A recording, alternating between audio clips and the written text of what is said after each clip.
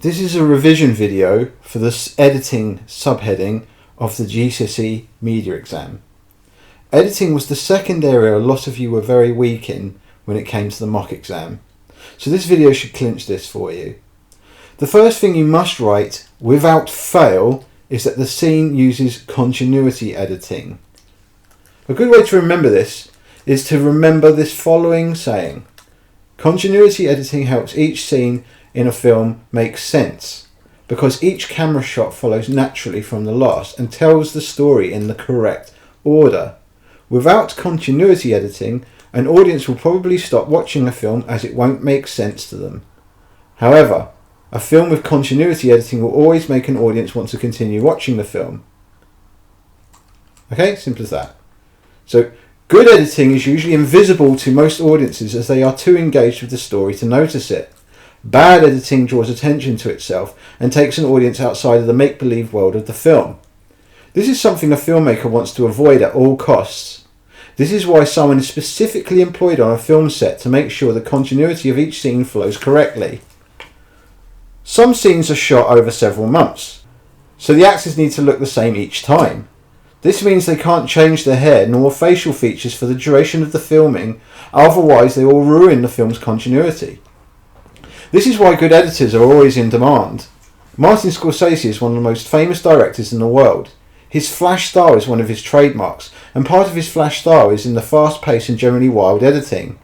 His editor of choice has always been Thelma Schumacher, because her skill is one he treasures. Whatever you do, I'll say it again because some of you aren't quick on the uptake at the best of times, make sure you start your answer to the editing subheading by saying the clip uses continuity editing. Then briefly say what continuity editing is, and then give an example from the clip.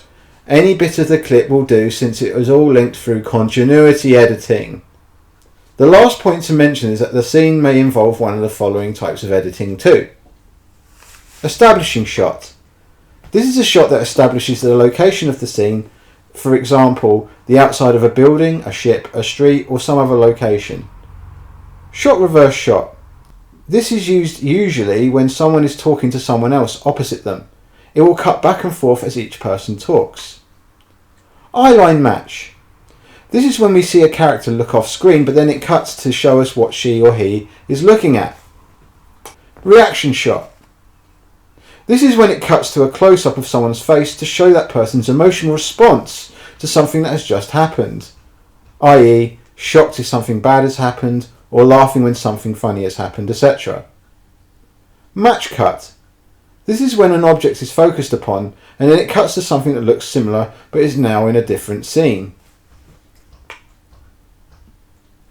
Cross-cutting. When it cuts from one place to one or more other places during the same time period. For example, spies in America are monitoring Jason Bourne's movements in another country, but then it cuts to show Jason Bourne actually in that other country, and then cuts backwards and forwards between the two places. Fade. When the shot fades into another shot, like this. And that's that. It really is that simple if you revise, and make sure you know these keywords.